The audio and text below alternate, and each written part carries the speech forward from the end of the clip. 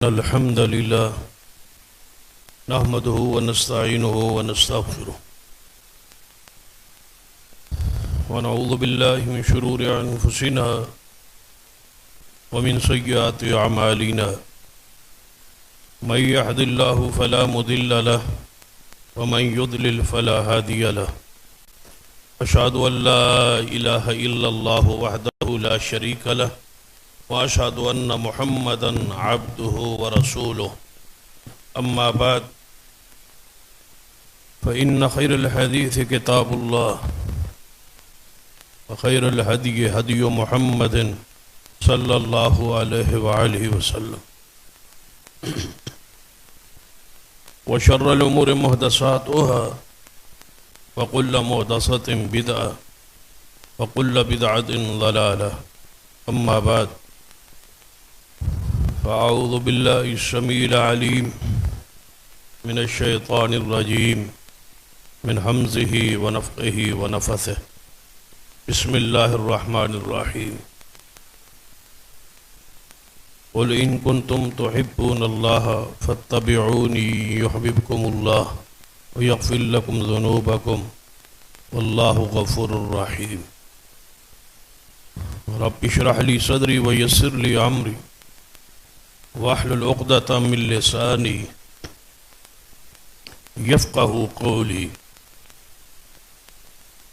رب زدني علما سبحان ربك رب العزة عما يصفون وسلام على المرسلين والحمد لله رب العالمين. حضرات،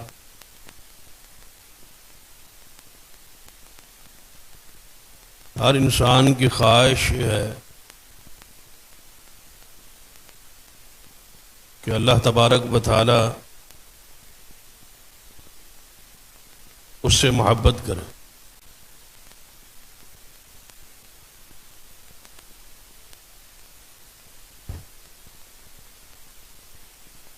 لازم بات ہے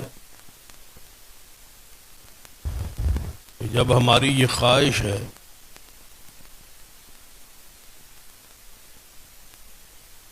وہ محبت ہم سے کیسے کرے گا، اس کا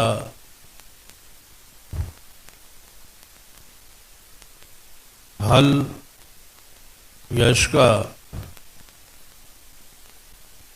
طریقہ کار قرآن پاک میں موجود ہے. نبی رحمت صلی اللہ علیہ وسلم کے پاس چند لوگ آئے اور انہوں نے آپ سے آگے یہی سوال کی، یا رسول اللہ صلی اللہ علیہ وسلم، کوئی ایسا عمل بتا دیجیے، کوئی ایسا گر، کوئی ایسا طریقہ جس کو ہم اپنائیں تو اللہ تعالی ہم سے محبت کرے. نبی علیہ الصلوۃ والسلام ان کے سوال کو سنا تو آپ خاموش ہو، اور اسی وقت یہ آیت مبارکہ نازل ہوئی جو خطبہ مسنونہ میں پڑھی، قل ان کنتم تحبون اللہ فاتبعونی یحببکم اللہ. فرما دیجئے پیارے حبیب جناب محمد صلی اللہ علیہ وسلم، ان لوگوں سے کہہ دیجئے جو آپ سے پوچھ رہے ہیں، جو آپ سے سوال کر رہے کہ ان کنتم تحبون اللہ، اگر تم یہ چاہتے ہو، پسند کرتے ہو اللہ تعالیٰ تم سے محبت کرے، اگر تمہارا یہ سوال ہے، چاہت ہے، خواہش ہے، اس کا طریقہ کار کیا ہے؟ فاتبعونی، کہ تم سارے کے سارے خالص صرف میری ہی پیروی کی، میری اتباع کیجیے. تو آگے فرمائے یحببکم اللہ، اگر تم خالص میری پیروی کرو گے تو اللہ تعالیٰ تم سے محبت بھی کرے گا، وَيَغْفِرْ لَكُمْ ذُنُوبَكُمْ، اور تمہارے گناہوں کو بھی معاف کر دے. ہر انسان کی یہی خواہش ہے کہ اللہ محبت کرے اور اللہ تعالیٰ ہمارے گناہوں کو معاف کرے. اس کے علاوہ اور کوئی ہماری خواہش، چاہت، تمنا نہیں. تو یہ دونوں چیزیں صرف ایک چیز میں پوشیدہ ہے، اور وہ کیا ہے؟ فتبعونی، خالص اتباع ہو محمد مصطفیٰ صلی اللہ علیہ وسلم۔ اتباع کا معنی مفہوم کیا ہے؟ اتباع کسے کہتے؟ اتباع کا معنی ہے کسی کے پیچھے چلنا، اس کے نقش قدم پہ چلنا، ان کے قدموں کے نشانات پر چلنا، نہ ان سے آگے نہ ان سے پیچھے، نہ دائیں نہ بائیں، بالکل ان کے قدموں پر جو ان کے نشانات ہیں، جو ان کے آثار ہیں، جو ان کی سنت ہے، جو ان کا طریقہ ہے، ہو بہو اس کے مطابق کوئی بھی عمل ہو تو اسے اتباع ہے۔ شریعت میں اصل جو مطلوب اور مقصود ہے وہ اتباع رسول صلی اللہ علیہ وسلم۔ قرآن پاک میں بھی دوسرے مقام پہ ارشاد ہے وَمَا أَرْسَلْنَا مِن رَّسُولٍ إِلَّا لِيُطَاعَ بِإِذْنِ اللَّهِ، کہ ہم رسول کو بھیجتے ہی صرف اس لیے کہ ان کی اللہ کی اذن سے اتباع کی جائے، اطاعت کی جائے۔ رسول اللہ صلی اللہ علیہ وسلم کا آنے کا مقصد اطاعت ہے۔ کیوں بھیجے گئے رسول؟ کہ ان کی اطاعت کی جائے، ان کی پیروی کی جائے۔ اگر ایک امتی نے اپنے رسول کی پیروی نہیں کر تو گویا اس شخص نے رسول کو رسول ماننے کا حق ادا نہیں کیا۔ رسول کو رسول ماننے کا پہلا حق ہی یہ ہے کہ ان کی اتباع کی جائے، ان کی اطاعت کی جائے۔ اطاعت کے بغیر جو محبت ہے، اطاعت کے بغیر جو پیار ہے، اطاعت کے بغیر جو دعویٰ ہے محبت کا، وہ کھوکھلا ہے، خالی ہے، اس کی کوئی حیثیت۔ اتباع اگر محبت رسول ہے تو اس کے لیے ضروری ہے کہ اس میں اتباع ہو، اس میں اطاعت ہو۔ ملے گا کیا، نصیب کیا ہوگا؟ جو ہمارا اصل مقصود ہے، فرمایا وَإِن تُطِيعُوهُ، اگر تم پیروی کرو گے، اطاعت کرو گے جناب محمد صلی اللہ علیہ وسلم کی، تہتدوا، اللہ فرماتے ہیں تم ہدایت پا جاؤ، ہدایت یافتہ ہو جاؤ۔ جو تم چاہتے ہو کہ سیدھا راستہ ملے وہ اتباع میں ہے، جو تم چاہتے ہو اللہ کی محبت نصیب ہو وہ اتباع رسول میں ہے، جو تم چاہتے ہو کہ گناہ معاف ہوں وہ پیغمبر کی اتباع میں ہے۔ اتباع، پیروی، نقش قدم، آپ کے پیچھے پیچھے چلنا، جو آپ نے کیا وہ کرنا، جو آپ نے نہیں کیا اس کو نہ کرنا، یہ دونوں چیزیں لازم ہے۔ ہم یہ سمجھتے ہیں کہ جو حضور نے کیا ہے وہ تو کرنا سنت ہے، اور جو حضور نے نہیں کیا اس کو نہ کرنا بھی سنت ہے۔ یہ بات اپنے ذہن میں بٹھا لیں، اسے سنت ترقیہ کہتے ہیں۔ ایک ہوتی ہے وہ عمل، وہ کام جو حضور نے کیا ہے وہ آپ کریں گے تو یہ آپ کی سنت پہ عمل کیا۔ یہ کام ہے جو حضور نے نہیں کیا، آپ نہیں کریں گے تو یہ بھی سنت پر عمل ہے، کیونکہ آپ نے نہیں کیا اس لیے ہم نہیں بھی کریں گے۔ اسے سنت ترقیہ کہتے ہیں۔ دونوں لحاظ سے اتباع کامل اور مکمل ہوتی، جو کیا وہ کرنا سنت ہے، اور جو نہیں کیا اس کو نہ کرنا بھی سنت ہے، اس کو چھوڑ دیں۔ اس وجہ سے کہ رسول اللہ نے نہیں کیا، ضرورت تھی، وقت تھا، آپ موجود تھے، لیکن آپ نے وہ کام نہیں کیا تو نہ کرنا بھی سنت ٹھہرا۔ دونوں لحاظ سے آپ کی اتباع اور پیروی کرنی۔ اتباع جو ہے وہ محدثین کرام نے 6 انداز سے ضروری قرار دی ہے۔ کسی بھی عمل کو کرنے سے پہلے 6 انداز سے آپ نے دیکھنا ہے کہ یہ کام جو میں کر رہا ہوں 6 انداز سے، 6 طریقوں سے وہ عمل محمد مصطفیٰ صلی اللہ علیہ وسلم نے کیا ہو تب وہ کرنا سنت ہے۔ وہ 6 انداز کیا ہے، اس پہ ذرا آپ بڑی توجہ سے بات سنیں گے تو یہ عقیدہ اور یہ نظریہ آپ کی سمجھ میں آئے۔ اتباع تو کرنی ہے۔ اتباع کسے کہتے ہیں یہ بات بھی آپ نے سن لی۔ اتباع کے لیے محمد مصطفیٰ تشریف لائے، یہ بات بھی طے ہو گئی۔ اب ہم نے یہ دیکھنا ہے کہ اتباع کیسے، کس طریقے سے کرنی۔ تو محدثین کرام نے تمام آیات و حدیث کا خلاصہ و نچوڑ جو بیان کیا ہے، 6 انداز سے اگر آپ اتباع کریں گے تو وہ رسول اللہ صلی اللہ علیہ وسلم کی اتباع ہے۔ کوئی عمل کرنے سے پہلے 6 انداز آپ دیکھیں گے۔ پہلا انداز یہ ہے کہ جو عمل آپ کر رہے اس عمل کا جو سبب جو وجہ جو علت آپ پیش کر رہے ہیں یہ عمل میں کر رہا ہوں اس وجہ سے یہ عمل کر رہا ہوں اس علت اور اس وجہ سے وہ علت اور وہ وجہ محمد مصطفیٰ نے بیان کی ہو جو عمل آپ کر رہے اس وجہ سے کر رہے مثلا آپ ایک عمل کرتے ہیں تو اس میں آپ کا دعویٰ یہ ہے کہ میں یہ عمل اس لیے کر رہا ہوں کہ مجھے رسول اللہ سے پیار ہے اب عمل کی وجہ کیا بنی محبت رسول اللہ سے پیار تو آپ نے دیکھنا ہے کہ مجھ سے پہلے کوئی طبقہ کوئی گروہ ایسا گزرا ہے جس نے حضور سے پیار کیا ہو اور مجھ سے زیادہ کیا ہے تو کیا انہوں نے اس پیار اور محبت میں وہ کام کیا ہے جو میں کر رہا ہوں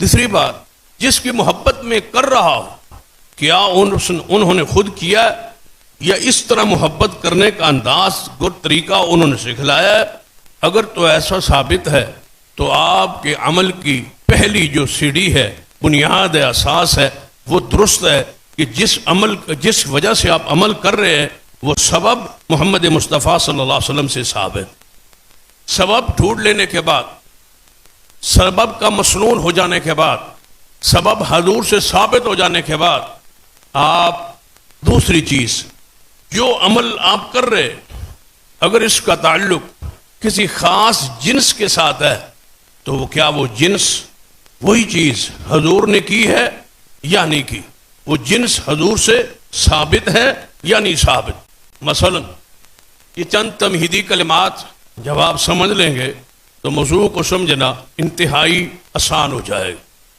مثلا جنس سے مراد آپ قربانی کرنا چاہتے تو قربانی یقیناً سبب تو اس کا موجود ہے اب اس کا تعلق خاص جنس کے ساتھ آپ کیا جانور ذبح کریں گے لازم بات ہے اونٹ ہے گائے ہے بکرا ہے بھیڑ ہے دمبا ہے یہ وہ جانور ہے جو ثابت ہے جنس کے لحاظ سے کہ حضور نے ان کی قربانی کی ایک بندہ اٹھتا ہے اور کہتا ہے کہ ان سارے جانوروں سے قیمتی جانور ہرن ہے گوشت اس کا ان سارے جانوروں سے لذیذ ہے اور وہ پاک بھی ہے صاف بھی ہے ستھرا بھی ہے طیب بھی ہے حلال بھی ہے اور لذیذ بھی ہے اور اس کی قیمت بھی زیادہ ہے تو کیوں نہ میں ہرن کی قربانی کروں اب ذرا تصور کریں سوچیں اس کی نیت وہی ہے سبب وہی ہے ارادہ وہی ہے اللہ کی محبت چاہتا ہے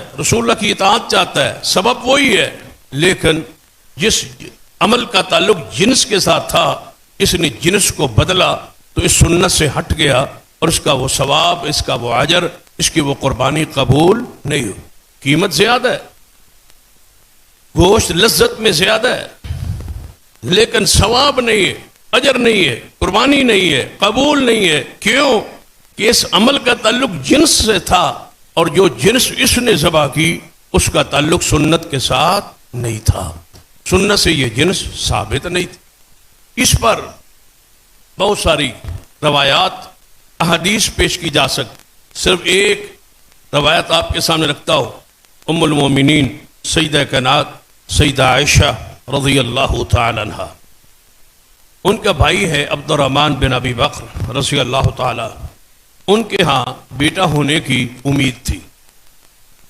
تو کسی نے کہہ دیا ام المومنین سے کہ آپ کے بھائی کے ہاں بیٹا ہونے والا ہے تو اگر اللہ نے آپ کے بھائی کو بیٹا بخشا بیٹا دیا تو آپ نے عقیقہ میں اونٹ ذبح کرنا ہے کیوں اس لیے کہ لوگ برادری چاہنے والے زیادہ ہیں تو وہ گوشت پورا ہو جائے گا گوشت زیادہ ہوگا لوگ زیادہ گوشت کھائیں گے تو سیدہ عائشہ رضی اللہ تعالیٰ عنہ نے فرمایا تھا نہیں اگر اللہ نے میرے بھائی کو بیٹا بخشا تو ہم 2 بکرے ذبح کریں گے کیونکہ سنت افضل ہے سنت کے علاوہ کوئی عمل قبول نہیں ہے یہ ہے کہ جس عمل کا تعلق جنس کے ساتھ ہے یہ دوسری وجہ انداز ہے اتباع کا اور تیسری بات کہ جو عمل آپ کر رہے اس کی وہ کیفیت جو طرح وہ اس کا طریقہ، اس کی حالت، اس کی ترتیب، اس کی کیفیت، اس کے اندر چیزوں کا وہ استعمال، وہ انداز، وہ طریقہ بھی محمد مصطفیٰ صلی اللہ علیہ وسلم سے ثابت ہو، تب وہ عمل آپ کا اتباع کے اندر آئے، پیروی کے اندر آئے، کیفیت بھی وہی ہو۔ مثلا آپ نماز اب جمعہ کے لیے آئے، اگر ہم تھوڑی سی ترتیب اس کی بدل دیں کہ ہم نماز پہلے کر لیں اور خطبہ بعد میں کر لیں، ترتیب بدل گئی، کیفیت بدل گئی، تو یہ جمعہ نہ ہوا، ثواب بھی نہ ہوا۔ عمل وہی ہے، نماز سے پہلے خطبہ ہے، ہم نماز کے بعد کر لیتے، تھوڑی سی ترتیب کو بدل لیتے، تو کیا خیال ہے ثواب ملے گا یا گناہ ملے؟ واعظ بھی ہوا ہے، تقریر بھی ہوئی ہے، قرآن بھی پڑھا ہے، احادیث بھی پڑھی ہے، واعظ ہو گئے، نصیحتیں ہو گئی ہیں، لیکن کیفیت بدل گئی، انداز بدل گیا، طریقہ بدل گیا، ترتیب بدل گئی، تو یہ عمل عمل نہ رہا، ثواب ثواب نہ رہا۔ اس لیے کہ پیغمبر نے جب بھی خطبہ دیا تو جمعے سے پہلے، اب عید کا خطبہ ہے وہ نماز کے بعد، نماز کے بعد اگر کوئی پہلے دینا شروع کر دے تو اس کا عمل اتباع سے ہٹ گیا۔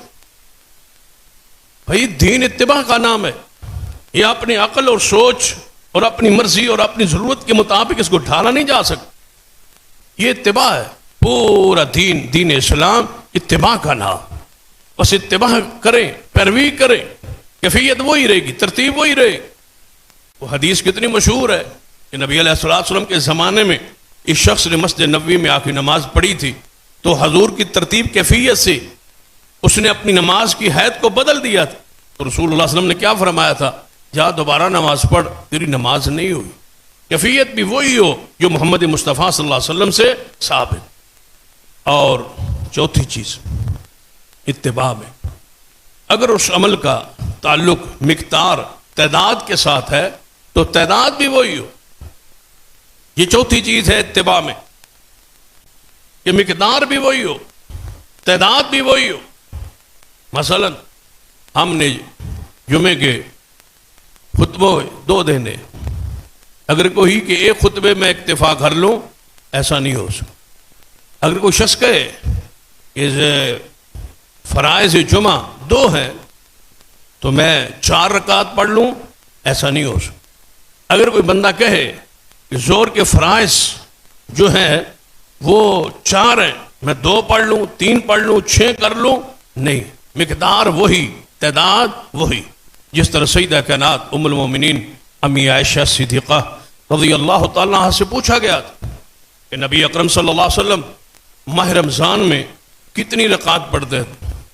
تعداد پوچھی تھی، مقدار پوچھی تھی، سیدہ عائشہ نے فوری جواب دیا، ما کان یزید رمضان ولا فی غیرہ، ماہ رمضان ہوتا یا غیر رمضان ہوتا، حضور نے کبھی 11 رکعات سے زیادہ نہیں پڑھی۔ تعداد کو فوری بیان کر دی، مقدار کو فوری بیان کر دیے۔ نبی علیہ الصلوۃ والسلام نے نماز فرائض کے بعد 33 مرتبہ سکھلایا ہے سبحان اللہ، اور 33 مرتبہ الحمدللہ، 34 مرتبہ اللہ اکبر۔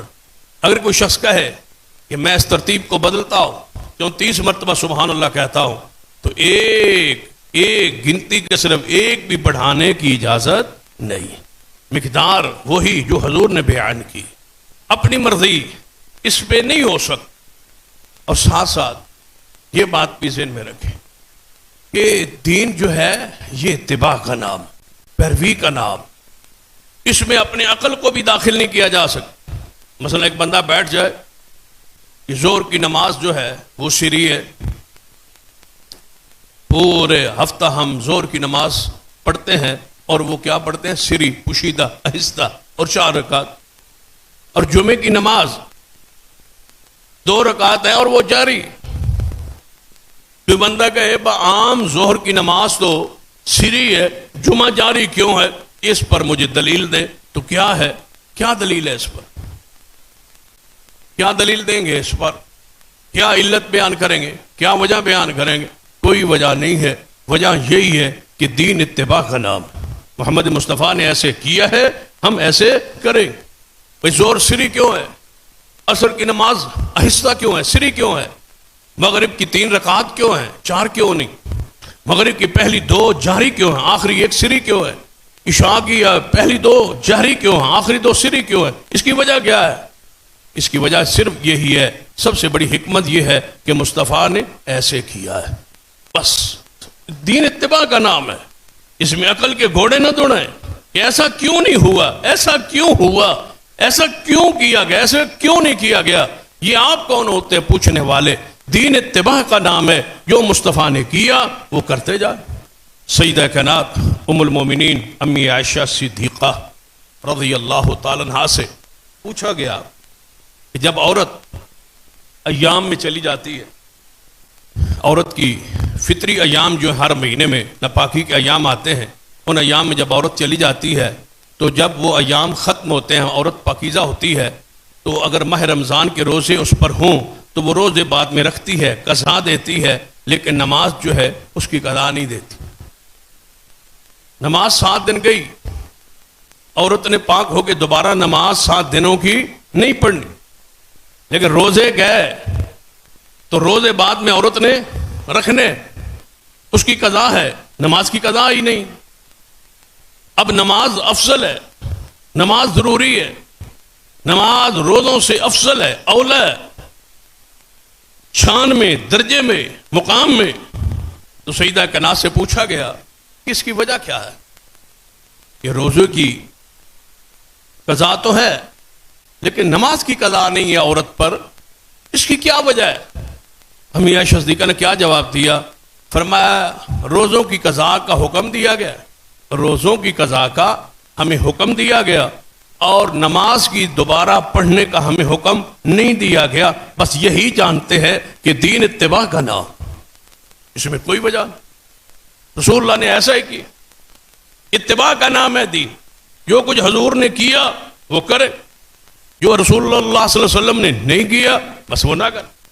عقل آپ کو کچھ کہتا ہے، دماغ کچھ کہتا ہے، بھئی آپ متبع، آپ غلام ہیں، آپ مقتدی ہیں، آپ مرید ہیں، رسول اللہ آقا ہیں، آپ اپنی مرضی نہیں کر سکتے.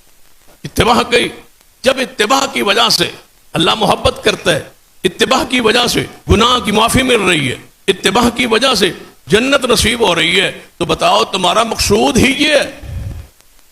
ہم کون ہوتے ہیں اعتراض کرنے والے اور پوچھنے والے ایسا کیوں کیا، یہ کیوں کیا؟ ہم متبع ہیں، ہم مکلف ہیں کس بات کے؟ اتباع کے. اتباع کریں، پیروی کریں، جو کچھ محمد مصطفیٰ نے کیا ہے اس کو کرتے رہے. وہ علت ہے یا نہیں؟ مثلا ہم گوشت کھا لیتے ہیں، وضو کیا، وضو کے بعد ہم نے اونٹ کا گوشت کھا لی تو لازم امر ہے، حدیث ہے کہ اونٹ کا گوشت کھانے سے وضو ٹوٹ جاتا، وضو ختم ہو جاتا. بکرے کا گوشت کھائیں، کسی اور چیز کا، حلال جانور کا جو بھی گوشت کھائے وضو نہیں ٹوٹتا، لیکن اونٹ کا گوشت کھانے سے وضو ٹوٹ جاتا، ختم ہو جاتا. دوبارہ آپ وضو کریں. اب بندہ سوچنے بیٹھ جائے گوشت دونوں ہیں، یہ بھی گوشت ہے، یہ بھی گوشت ہے، اس پر وضو نہیں ٹوٹتا، اس پر وضو ٹوٹتا ہے. اس کی وجہ کیا ہے؟ اس کی علت کیا ہے؟ اس کا سبب کیا ہے؟ بھائی تم کون ہوتے ہو؟ رسول اللہ نے فرمایا، آپ کا حکم ہے، آپ کی حدیث ہے کہ جس نے اونٹ کا گوشت کھایا وہ وضو کرے. بس دین اتباع کا نام ہے، پیروی کا نام ہے. دودھ پیتا بچہ ہے، پھر غور کرے، دودھ پیتا ابھی کوئی خارجی خوراک نہیں کھاتا، روٹی وغیرہ نہیں کھاتا، صرف اپنی ماں کے دودھ پر ہے، صرف دودھ پیتا ہے.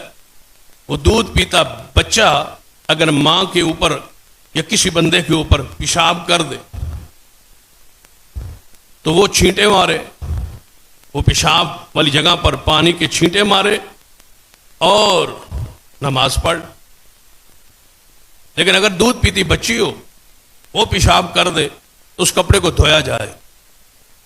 اب حیران کون امر ہے، دونوں بچے اور دونوں نے عمل ایک ہی کیا ہے، پیشاب کیا ہے. ایک کے پیشاب پر چھینٹے ہیں، دوسرے پر دھونا ہے. اس میں علت کیا ہے، وجہ کیا ہے؟ لوگوں نے بیان کی ہے، ان علتیں بیان کی کئی اور طبی مسائل احکام بیان کیے، لیکن ہم اس چیز پر اور بنیاد پر اساس پر کھڑے ہیں کہ دین اتباع کا نام۔ حضور نے ایسے فرمایا، بس ایسا دین ہے جو حضور نے بیان کر دیا، ہماری حکمت سمجھ میں آئے یا نہ آئے، جو وجہ سمجھ آئے یا نہ آئے، حضور نے کہہ دیا کر دیا، ہم وہی کریں۔ یہ اتباع، یہ دین ہے۔ سیدنا امیر عمر رضی اللہ تعالی عنہ، آپ نے اپنے دور خلافت میں لوگوں کو اکٹھا کیا اور لوگوں سے پوچھا کہ آج میں نے تمہیں اکٹھا کیوں کیا ہے؟ میں آپ سے مسئلہ ڈسکس کرنا چاہتا ہوں، ذرا اس مسئلے پہ آپ مجھے رائے اور مشورہ۔ کہا گیا جی امیر المومنین فرمایا یہ جو جب طواف کے لیے، حج کے لیے، عمرہ کے لیے، طواف کے لیے ہم بیت اللہ میں جاتے ہیں تو پہلے جو 3 چکر ہیں اس میں ہم رمل کر دوڑتے ہیں، پہلوانوں کی طرح چلتے ہیں۔ تو پتہ ہے اس کی علت اور وجہ کیا تھی؟ صحابہ کرام نے وجہ بیان کی کہ ہاں اس کی علت اور وجہ ہمارے علم میں ہے کہ محمد مصطفیٰ صلی اللہ علیہ وسلم جب ہم بیت اللہ میں عمرہ کے لیے داخل ہوئے تو قریش نے یہ بات کہی کہ صحابہ کرام کو مدینہ پاک اندر رہ کے بخار نے بالکل مار دیا، ان کو وہاں کی آب و ہوا موافق نہیں آئی۔ حالانکہ مدینے کی آب و ہوا تو ہر مومن کو موافق آتی، مدینے کی آب و ہوا میں اللہ نے شفا رکھی ہے، رحمت رکھی ہے۔ یہ حضور کے جانے کے بعد ہر بیماری اللہ نے مدینے سے دور کر دی۔ یہ حضور علیہ الصلوۃ والسلام کے وجود کی برکات ہے۔ لیکن انہوں نے کہا، قریش نے، کہ ان کو مدینے کی ہوا جو ہے، آب و ہوا مناسب نہیں آئی، یہ لوگ بیمار ہیں، کمزور ہیں، یہ جب طواف کریں گے اور پھر مروہ، صفا مروہ کی سعی کریں گے، یہ اتنے میل کا سفر بن جائے، انہوں نے گر جانا ہے۔ انہوں نے کب یہ آخر تک پہنچیں گے؟ نبی علیہ السلام نے فرمایا، میرے صحابہ ذرا ٹہل کے پہلوانوں کی طرح چلو تاکہ ان کو پتہ چلے کہ ہم اپنی قوت اور طاقت میں موجود ہیں۔ حضور نے ایسا کروا دی۔ قریش اب پہاڑیوں پہ بیٹھ کے تماشا دیکھنے کے لیے بیٹھے تھے کہ ہم تماشا دیکھتے ہیں کیسے گرتے ہیں، تو صحابہ کرام تو ایسے پہلوانوں کی طرح چلے، تو وہ شرمندہ ہو۔ اب یہ عمل خاص علت، موقع، وجہ کی، یہ جب حضور نے یہ کروایا، سیدنا عمر نے فرمایا کہ اب یہاں کو رہے، کفار تو رہے نہیں، قیامت تک کے لیے یہاں یہود کا، عیسائیوں کا، مشرکین کا داخلہ جو ہے وہ ممنوع ہو چکا ہے۔ اب کبھی بھی انہوں نے آگے ایسے معاملات کو دیکھنا نہیں۔ یہ علت، یہ وجہ جس وجہ سے حضور نے رمل کروایا تھا، یہ ختم ہو چکی۔ لہذا آج کے بعد کیا رمل کو ختم کر دیا جائے، پہلوانوں کی طرح چلنے کو ختم کر دیا جائے، موقوف کر دیا جائے؟ وجہ پوری ہو گئی، علت پوری ہو گئی۔ لیکن سیدنا عمر نے فرمایا، خبردار، میں نے تمہیں اس لیے اکٹھا کیا ہے کہ یہ قیامت تک سنت قائم رہے، ہم علت موجود رہے یا نہ رہے، وہ وجہ قائم رہے یا نہ رہے، حضور کی سنت جو جاری ہو گئی یہ قیامت تک کے لیے جاری۔ اب عجیب انداز ہے، وہ صفا مروہ کی سعی کے دوران ایک مخصوص جگہ ہے جہاں سے اگلی جگہ تک ہم نے دوڑنا ہو۔ مرد دوڑیں گے، عورتیں نہیں دوڑیں، مرد دوڑیں گے، عورت تیز چلے گی لیکن دوڑے گی نہیں۔ لیکن سنت کس کی ہے؟ یہ طریقہ کس کا ہے؟ اس کا موجد کون ہے؟ مؤسس کون ہے؟ کہاں سے یہ شروع ہے؟ شروع کرنے والی تو سیدہ ہاجرہ ہے، خاتون ہے، عورت ہے۔ اس نے جس کی وجہ سے شروع ہوا، جنہوں نے شروع کیا، اس جنس کے لیے، عورت کے لیے وہاں اب دوڑنا نہیں ہے، اور جس کا کوئی معاملہ نہیں ہے، مرد کے لیے وہاں دوڑنا ہے۔ اب ہم کیا سوچیں، کیا کریں؟ کہ دین اتباع کا نام، دین پیروی کا نام، دین عقل اور رائے اور قیاس کا نام نہیں ہے۔ اتباع 6 انداز سے ہم نے حضور کی کرنی ہے، تب اتباع کا لفظ پورا ہو۔ جو عمل آپ کر رہے، وہ سبب، جس سبب سے کر رہے وہ حضور سے ثابت ہو۔ دوسرا، جس عمل کا تعلق اگر جنس کے ساتھ ہے، تو وہ جنس حضور سے ثابت ہو. اگر اس کا تعلق خاص مقدار تعداد کے ساتھ ہے، وہ مقدار اور تعداد حضور سے ثابت ہو. اس عمل کی جو کیفیت ترتیب ہے، طریقہ ہے، وہ طریقہ بھی حضور سے ثابت. پانچویں چیز، اس عمل میں جس عمل کو کہا جاتا ہے کہ یہ سنت کے مطابق ہے، اس کو کہا جاتا ہے یہ اتباع، یہ ہے پیروی. 6 چیزوں سے ہم نے پیروی کو کامل مکمل کرنا ہے. 4 چیزیں سمجھ آئیں. 5ویں چیز، اگر اس عمل کا تعلق کسی خاص وقت، مہینے اور زمانے کے ساتھ ہے تو وہ زمانہ، وہ وقت، وہ دن حضور سے ثابت ہو. زمانہ اپنی مرضی کا نہیں، وقت اپنی مرضی کا نہیں، مہینہ اپنی مرضی کا طے نہیں ہو سکتا. عبادت میں اتباع، اس کی مثال آپ دیکھیں کہ آگے ہمارے ملک میں سردی آ رہی، تو سردی کے مہینوں میں آپ علم میں ہے کہ ماہ رمضان جو ہے وہ گرمیوں میں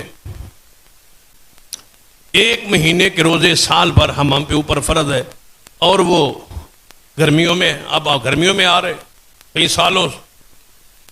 تو کیا ہم ایسا کر سکتے ہیں کہ سردیوں کے 1 مہینے کا تعین کر دیں تاکہ ہم روزے رکھ لیں آسانی کے ساتھ، اللہ راضی ہو جائے؟ ایسا نہیں ہو سکتا، کیونکہ روزہ عبادت ہے، اور عبادت، اس عبادت کا تعلق 1 مہینے کے ساتھ، اور 1 مہینہ وہ رمضان کا ہے، وہ شریعت نے طے کر دیا ہے.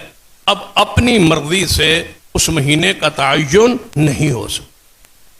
اگر کوئی شخص کہے کہ میں نماز کے اوقات اپنی مرضی کے مطابق طے کر لوں، تو نہیں. نماز عبادت ہے، عبادت کے اندر اوقات شریعت خود طے کرے گی. تو لہذا اپنی مرضی کے ساتھ یہ وقت طے نہیں ہو سکتا. اگر کوئی شخص کہے کہ رمضان المبارک میں عمرے پہ گیا ہوں، پھر آنا اور پھر واپس جانا اور پھر آنا حج کے لیے مشکل ہوگا، بیت اللہ بھی وہاں ہے، صفا مروہ بھی وہاں ہے، مقام ابراہیم بھی وہاں ہے، مزدلفہ بھی ہے، مینا بھی ہے، عرفات بھی ہے، سارے میدان تو موجود ہیں. اور بندے اکثر جب جاتے ہیں تو ویسے ہی عرفات کو دیکھنے چلے جاتے ہیں، مزدلفہ دیکھنے چلے جاتے ہیں، مینا میں چلے جاتے ہیں. کیوں نہ بندہ حج کر کے واپس جائے، حج ہی رمضان میں کر لے؟ نہیں، ایسا نہیں ہو سکتا. کیوں؟ حج کا دن، وقت حضور نے طے کیا ہے. اگر کوئی کہے کہ میں عرفات میں رات کو چلا جاؤں، 1 دن وہاں 10 کو رات کو چلا جاؤں یا اگلے دن چلا جاؤں، نہیں. وقت عبادت کا شریعت طے کرے، زمانہ شریعت طے کرے، وقت شریعت طے کرے. اپنی مرضی اس میں نہیں ہو سکتی. یہ ہے 5واں اصول، 5واں انداز اتباع کے لیے کہ وقت بھی وہی ہو، مہینہ بھی وہی ہو، انداز بھی وہی ہو جو محمد مصطفیٰ سے کیا. اپنی مرضی سے نہیں ہو. اگر کوئی بندہ کہے کہ میں عصر کی نماز کے ساتھ مغربی پڑھ لوں، میں سفر پہ جا رہا ہوں یا مصروف ہوں یا سونا چاہتا ہوں، ایسا نہیں ہو سکتا. شریعت طے کرے. وقت شریعت نے سورج غروب ہونے کی شرط رکھی. جب شریعت نے کہہ دیا سورج غروب ہونے کے بعد مغرب ہے، بس آپ جب تک وہ سبب پورا نہیں ہوگا اس وقت تک نماز تمہاری مغرب کی نہیں ہو. شریعت کا حق. اور 6ٹھی چیز جو اس میں اتباع میں مقصود ہے کہ اگر تمہارے اس عمل کا تعلق کسی خاص وقت اور جگہ کے ساتھ، تو وہ جگہ شریعت خود طے، اپنی مرضی سے آپ نہیں کر سکتے. طواف کے لیے شریعت نے ایک جگہ طے کی، یہ بیت اللہ ہے، طواف اس کا ہے. اب کوئی بندہ کہے میں صرف مقام ابراہیم کا طواف کروں گا، ایسا نہیں ہو سکتا. اگر کوئی بندہ کہے کسی اور جگہ پہ میں جا کے طواف کروں گا، نہیں ہو سکتا. یہ مسجد ہے، اس کا طواف کر لوں، نہیں ہو سکتا. اس کی جگہ کا تعین شریعت نے خود کیا ہے. جگہ شریعت طے کرے تب وہ تمہارا عمل اتباع بنے. اتباع کے لیے کتنی چیزیں ضروری ہوئیں؟ 6. سب سے پہلے یہ سبب، وجہ، جو عمل کی وجہ ہے، سبب ہے، وہ حضور سے ثابت. دوسرا وہ جنس حضور سے ثابت. تیسرا مقدار تعداد حضور سے ثابت، کیفیت ترتیب طریقہ حضور سے ثابت۔ اگر عمل کا تعلق زمانے کے ساتھ ہے، وقت کے ساتھ ہے، وہ وقت شریعت نے خود طے کرے گی تب اتباع ہوگی۔ پانچواں چھٹا، اگر عمل کا تعلق کسی خاص جگہ کے ساتھ ہے تو وہ جگہ شریعت طے کرے، اپنی مرضی سے نہیں ہوگی۔ ان 6 انداز سے آپ کا عمل ہوگا تو وہ عمل سنت ٹھہرے گا، ثواب ٹھہرے۔ اب ذرا اس انداز سے، ان 6 کیفیتوں سے اپنے ذہن میں بات بٹھا کے آگے بڑھتے ہیں۔ ایک عمل جو ماہ ربیع الاول میں حضور علیہ الصلوۃ والسلام کی محبت اور پیار میں جلوس کی صورت میں، جشن کی صورت میں کیا جاتا ہے، اس عمل کو ان 6 حیثیتوں سے پیغمبر سے ذرا پوچھی جو سبب ہے۔ سب سے پہلے غور کرتے ہیں، سب سے عمل میں پہلی چیز کیا تھی؟ سبب، علت، وجہ۔ اب وجہ کیا ہے؟ یہ جلوس کیوں کرنا ہے اور جشن کیوں منانا ہے؟ یہ حضور سے محبت، حضور سے پیار۔ اب ہم نے دیکھنا ہے کہ حضور سے پیار سب سے پہلے، سب سے زیادہ کس نے کیا ہے؟ صحابہ کرام۔ تو کیا صحابہ کرام نے یہ جو علت آپ پیش کر رہے، جو سبب آپ پیش کر رہے، اس سبب اور وجہ سے صحابہ کرام نے کیا ہے؟ تو ساری دنیا خاموش ہے اور مانتی ہے کہ صحابہ کرام نے ایسا نہیں کیا۔ اچھا، صحابہ کرام نے نہیں کیا، جو سبب آپ بیان کریں محبت رسول، کیا حضور نے اپنے حکم اور فرمان اور سنت میں اس کو اپنی محبت کا معیار قرار دیا ہے؟ اگر دیا ہے تو اس پر وہ علت، وہ سبب بیان کرے۔ حضور نے فرمایا علیکم بسنتی و سنت الخلفاء الراشدین المہدیین، جب اختلافات بڑے بڑے میرے جانے کے بعد دیکھو گے تو تم پر میری سنت واجب ہے، اور ابو بکر، عمر، عثمان، علی کی سنت تجھ پر واجب، ان کے طریقے کو اپنا لے۔ تو کیا اختلافات کی اس حالات میں، اختلافات کے اس دور میں، کیا آپ کی سنت یا خلفائے راشدین کی یہ سنت سے یہ عمل، یہ انداز ثابت ہے؟ اگر نہیں ہے ثابت تو پھر دوسری ایک حدیث جامع ترمذی، میری امت کے 73 فرقے بن جائیں گے، 72 جہنم میں جائیں گے، ایک گروہ جنت میں جائے گا۔ صحابہ نے پوچھا وہ کون سا ہوگا؟ فرمایا ما انا علیہ واصحابی، جس چیز پر میں اور میرے صحابہ ہیں، جو اس طریقے پر ہوگا وہ جنت میں جائے گا۔ تو صحابہ کا طریقہ جنت میں جانے کا ذریعہ ہے۔ خلفائے راشدین سے آگے بڑھیے، 1.5 لاکھ صحابہ کرام میں سے کسی ایک صحابی نے ایسا عمل کیا ہے تو پیش کی۔ لڑائی کس بات کی؟ جھگڑا کس بات کا ہے؟ اختلاف کس بات کا ہے؟ تنازع کس بات کا ہے؟ لڑائی کس بات کی ہے؟ کیوں نہیں بیٹھ کے اس کو حل کر لیا جاتا کہ کیا 1.5 لاکھ صحابہ کرام میں سے کسی نے ایسا عمل کیا؟ اگر وہ آج بندہ کہے یہ مسئلہ تو قرآن سے ثابت ہے اور حدیث سے ثابت، ایک بندہ ممبر پہ کھڑے ہو کے کہتا ہے یہ جشن میلاد قرآن سے اور حدیث سے ثابت ہے، وہ کیا سمجھ آ رہا ہے؟ وہ کیا کہہ رہا ہے کہ حضور نے نہیں کیا، صحابہ کرام نے نہیں کیا، لیکن قرآن میں ہے، حدیث میں ہے۔ اس کا معنی کیا ہوا؟ نہ قرآن کو حضور سمجھ پائے اور نہ صحابہ سمجھ پائے، نہ اس قرآن میں ہوتا تو صحابہ نہ کرتے۔ 1000 آیت بھی کوئی بیان کرے قرآن سے اور کہے کہ یہ جشن ثابت ہے، یہ جشن ثابت ہے، ہم ایک ہی جواب دیں گے، اگر قرآن میں ثابت ہوتا تو محمد مصطفیٰ اور صحابہ کرام کرتے۔ تو کون سی آیت ہے جس پر صحابہ نے عمل نہیں کیا؟ وہ کون سی آیت مبارکہ ہے جس پر حضور نے خود عمل نہیں کیا؟ کان خلق القرآن، آپ کے کردار ہی قرآن ہے، جو کچھ قرآن ہے وہی آپ کی ذات ہے۔ اس کا معنی یہ ہے کہ جس نے حضور کو دیکھنا وہ قرآن دیکھے، قرآن کی آیت کا ہر آیت کا مصداق عمل کے لحاظ سے محمد مصطفیٰ صلی اللہ علیہ وسلم۔ یہ کیسے ہو سکتا ہے؟ قرآن سے تو ثابت ہو، حدیث سے تو ثابت ہو، صحابہ کرام نے یہ عمل نہ کیا ہو، یہ ہو ہی نہیں سکتا۔ ان کا ایمان تو معیار ہے، ان کا عمل تو معیار ہے۔ ان کا طریقہ تو ہمارے لیے معیار ہے، ان کو سمجھ نہیں آئی اور آپ کو سمجھ آ گئی۔ جو آیت صحابہ نہیں سمجھ پائے نعوذ باللہ وہ تم سمجھ پائے ہو۔ جس آیت سے یہ عمل ثابت ہوتا ہے وہ صحابہ اکرام نے سمجھ کے اس پر عمل کیوں نہیں؟ یاد رکھیے قرآن مکمل ہے، حدیث مکمل ہے، قرآن و حدیث کی سمجھ بھی مکمل ہے اور صحابہ نے اس پر عمل کر دیا۔ اب ہماری ذمہ داری صحابہ کے کیے ہوئے اعمال کو قیامت تک جاری رکھنا، جو انہوں نے کیا اس کو کرنا ہے، جو نہیں کیا اس کو نہ کرنا سنت ہے، اسے سنت ترکیہ کہتے ہیں۔ پوچھئے علماء سے سنت ترکیہ کیا ہوتی؟ سب کا جواب یہ ہوگا جو حضور نے نہیں کیا وہ نہ کرنا سنت۔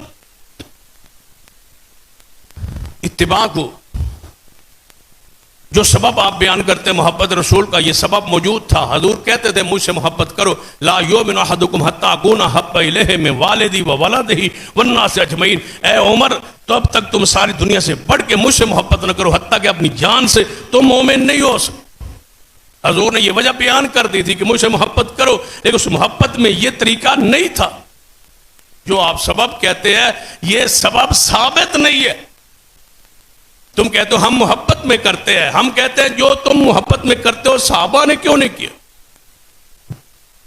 یہ سبب حضور سے صحابہ سے ثابت ہو۔ دوسری بات کہتے ہیں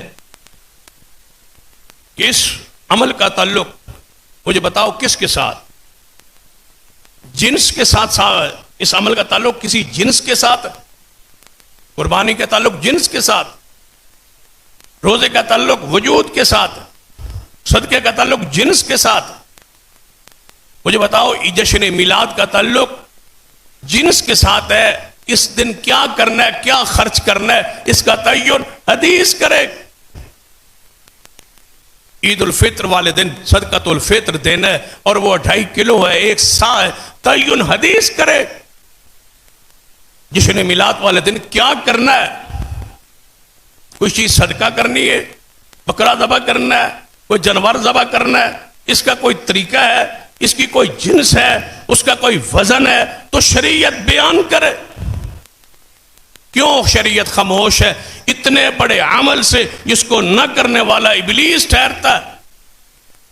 تو چاہیے نا شریعت بولے، قرآن بولے، حدیث بولے۔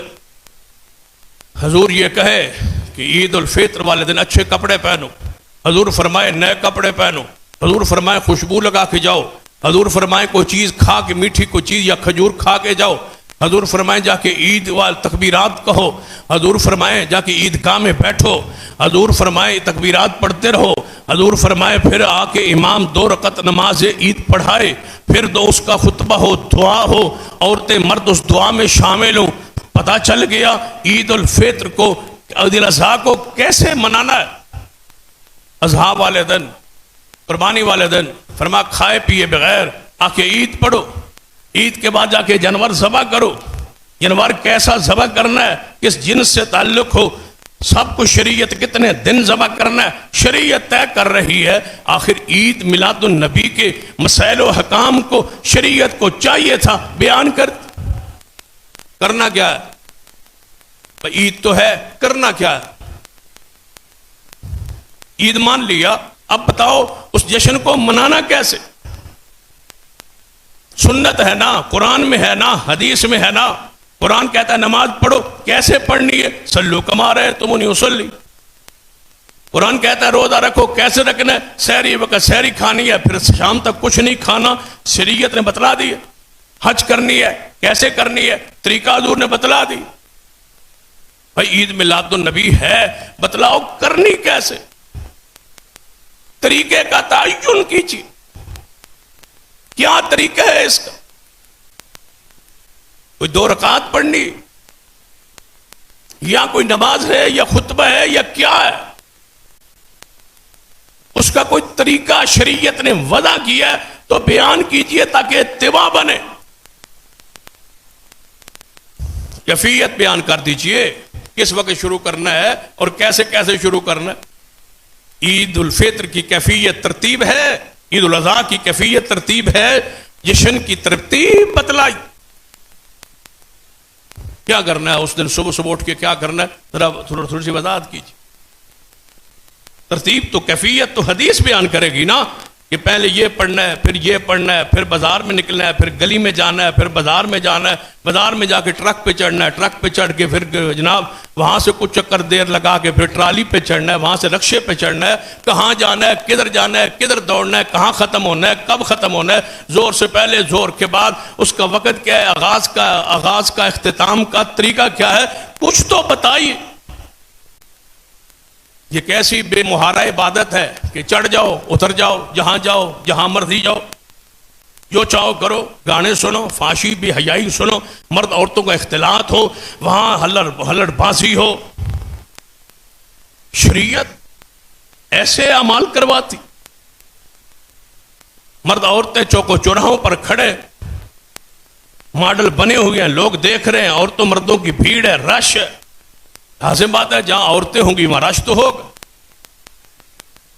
قوم فحاشی بے حیائی کو پسند کرتی، جلوسوں میں تب ہی تو رش بنا ہے، جب عورتیں نہیں تھی تو رش کم ہوا کرتا تھا، اب عورتیں بھی آ گئی ہیں تو رش بڑھ گیا۔ جتنی عورتوں کو لاؤ گے اتنا رش بڑھے، جتنی بے حیائی کرو گے اتنا رش بڑھے۔ لیکن کم از کم یہ تو کہہ دو نا کہ جو نہیں کر رہے وہ شرافت کی وجہ سے، حیا کی وجہ سے، ادب کی وجہ سے، سنت کی وجہ سے، شریعت کی وجہ سے نہیں کر۔ شیطان نو تو نہ کہو، شیطان تو وہ ہے جو بھاگ رہا ہے، شیطان تو وہ ہے جو مرد عورتوں کا اختلاط کر رہا ہے، جو گھر میں بیٹھ کے حضور پہ درود پڑھتا ہے، نماز پڑھتا ہے، حیا و شرم سے عورتیں مرد کو باہر نہیں لے آتا، وہ شیطان سوائے ابلیس کے سبھی جہاں میں خوشیاں منا رہے۔ کوئی مقدار ہے، کوئی تعداد، کوئی طریقہ، کوئی وقت۔ نماز کہاں پڑھنی ہے بھائی؟ مسجد میں۔ عید کہاں پڑھنی ہے بھائی؟ عیدگاہ میں۔ جشن کہاں منانا ہے بھائی؟ کوئی جگہ۔ طواف کہاں کرنا ہے جی؟ بیت اللہ میں۔ جشن میلاد منانا ہے کہاں بھائی؟ کوئی جگہ، بازار، کوئی جگہ کا تعین، کوئی وقت کا تعین۔ 6 انداز سے اتباع ہوتی ہے، 6 کے 6 انداز جشن میلاد میں موجود نہیں ہے، تو ہم کیسے اس کو سنت اور دین اور شریعت مان لیں؟ کیسے اجر مان لیں؟ کیسے ثواب مان لیں؟ کیسے دین مان لیں؟ ہم پہلے بھی یہ لوگوں سے پیغام دیا کرتے تھے، آج بھی دے رہے، یہ بدعت سنت نہیں، یہ سنت ترکیہ ہے، اس کو چھوڑنا واجب ہے۔ کیوں کہ حضور نے اور صحابہ نے نہیں کی۔ جو کام حضور نے نہ کیا ہو، نہ کرنا، وہ سنت ہوتا ہے۔ تبا تابعین کا دور، خیر الناس کرنی ثم الذین یلونہم ثم الذین یلونہم، بہترین زمانے میرے زمانے کے بہترین لوگ ہیں، پھر میرے بعد، پھر ان کے بعد۔ یہ سارے خیر القرون، خیر الناس، یہ محروم رہے سنت۔ اور میں اس کو اس انداز میں بیان کیا کر کہ قیامت کا دن ہو، قیامت کے دن اللہ کے سامنے سب کے اعمال نامے کھولنے، حضور کا بھی، صحابہ کرام کا بھی، تابعین کا بھی، اور عام بندوں کا، ہم جیسے سب گناہگاروں کا اعمال نامہ کھولے۔ تو یہ کیا کہے کہ یا اللہ تیرے نبی نے نیکیاں کی ہے، کمال کی ہے، جن کے پورے عمل نامے میں ایک بھی گناہ نہیں، نیکیاں ہی نیکیاں، خیر ہی خیر ہے، بھلائی ہی بھلائی ہے، دین ہی دین ہے، یہ اللہ تیری اطاعت ہی اطاعت ہے۔ تیرے نبی کا عمل نامہ معصوم عمل نامہ ہے، لیکن اے اللہ ایک کام جو تیرا نبی نہیں کر سکا وہ ہم کر کے آئے ہیں، نعوذ باللہ۔ دیکھ تیرے نبی نے اپنی ولادت کا اور تیرے نبی کے صحابہ نے اپنے نبی کی ولادت کا جشن نہیں منایا، ہم وہ کام کر کے بھی آئے ہیں جو تیرے رسول نے نہیں کیا۔ لا تقدموا بین یدی اللہ ورسول، رسول اللہ سے آگے بڑھنا چاہتے ہو؟ یہ سارا دن بندہ اتنا خرچ کرے، اتنی محنت کرے، اتنی کوشش کرے، سارا دن جلوس کے ساتھ پیدل چلے، عقل کے خلاف بندے کہتے ہیں نا ثواب نہیں ملے گا، یہ کیسے ہو سکتا ہے ثواب نہ ملے؟ یاد رکھیے وہ مشقت جو تم اٹھا رہے ہو اس کا ثابت ہونا بھی ضروری۔ حدیث ہے نبی علیہ الصلوۃ والسلام اور صحابہ کرام جا رہے تھے عمرہ کے لیے، سفر جاری تھا۔ ایک شخص کو دیکھا کہ وہ پیدل چل رہا ہے، پیدل جا رہا ہے، سواری پہ نہیں ہے، پیدل جا رہا ہے۔ اس کو پانی پلاتے ہیں وہ پانی نہیں پیتے، کھانا کھلاتے ہیں کھانا نہیں کھاتے۔ آخر کار گر پڑا، صحابہ کرام اکٹھے ہو گئے، حضور نے پوچھا کیا ہوا؟ فرمایا یا رسول اللہ صلی اللہ علیہ وسلم فلاں فلاں شخص جو ہے صحابی وہ گر گئے۔ کیا ہوا؟ بلاؤ اس کو۔ صحابہ کو بلایا گیا، پوچھا گیا کیا ہوا اس کو؟ فرمایا یا رسول اللہ صلی اللہ علیہ وسلم اس نے نظر مانی تھی کہ بیت اللہ کی طرف پیاسا جاؤں، سارے سفر میں پانی نہیں پیوں، کھانا نہیں کھاؤں، دھوپ پہ چلوں گا اور پیدل چلوں بیت اللہ کی طرف، دربار کی طرف نہیں، بیت اللہ کی طرف، کسی عرس اور میلے کی طرف نہیں، بیت اللہ کی طرف۔ ایسی مشقت، ایسا خرچ، کروڑوں خرچ کر دو، ثواب نہیں۔ ثواب کے لیے ضروری ہے اتباع ہو، اور اتباع کے لیے ضروری ہے 6 کیفیتوں سے اتباع ہو، تب اتباع۔ جتنا مرضی خرچ کر دو، جتنی مرضی گلیاں صاف کر دو، جتنا مرضی چونا بکھیر دو، جتنا مرضی گلیاں سجا دو، ثواب نہیں۔ ثواب اس دن ملے گا جب اس عمل پر مصطفیٰ کی مہر ہو۔ حضور نے کیا ہوگا ثواب، صحابہ نے کیا ہوگا ثواب، حضور نے صحابہ نے نہیں کیا ثواب نہیں۔ کروڑوں اربوں کھربوں روپے خرچ۔ جس ملک میں سیلاب کی کیفیت، جس ملک میں ہزاروں لوگ، لاکھوں لوگ بے گھر ہو گئے ہوں، اس قوم، اس ملک کے بازاروں پر خرچ بغیر کسی وجہ، بغیر ثواب، بغیر دین کے، بغیر شریعت، بغیر اتباع کے، قیامت والے دن کیا پوچھا نہیں جائے؟ چراغاں کیا جائے گا۔ مجھے بتلاؤ اسلام میں چراغاں کرنا ہے یا مجوسیوں کے مذہب میں چراغاں ہے؟ آنکھ کے پجاری کون ہے؟ آنکھ کی روشنیاں کون کرتے؟ حضور نے کبھی کسی خوشی کے موقع پہ چراغاں کا حکم دیا ہو؟ تیل کی بتیاں اس وقت موجود تھی، چھتوں پر چراغاں ہو سکتا تھا، نہیں ہوا۔ یہ مجوسیوں کا مذہب ہے، اسلام نہیں ہے، دین نہیں۔ اللہ کی پناہ یہ کہیں کہ ہم ان سے متاثر ہیں، دین نہیں ہے، شریعت نہیں۔ نبی علیہ السلام کس چیز کا نام ہے؟ اتباع۔ ہاں، جو مشقت ثابت ہو۔ بنو سلمہ کے لوگ آئے، یا رسول اللہ ہم اپنا گھر مسجد نبوی کے قریب لانا چاہتے ہیں تاکہ نماز میں آسانی ہو، ہمارے گھر تھوڑے سے دور ہے، مشقت ہوتی ہے آنے جانے میں۔ حضور نے فرمایا وہیں روکے رہو، اللہ تمہارے قدموں کے نشانات پر تمہیں اجر و ثواب دے گا۔ یہ ہے وہ مشقت جو اسلام میں ہے، دین میں ہے، وہ نماز کے لیے۔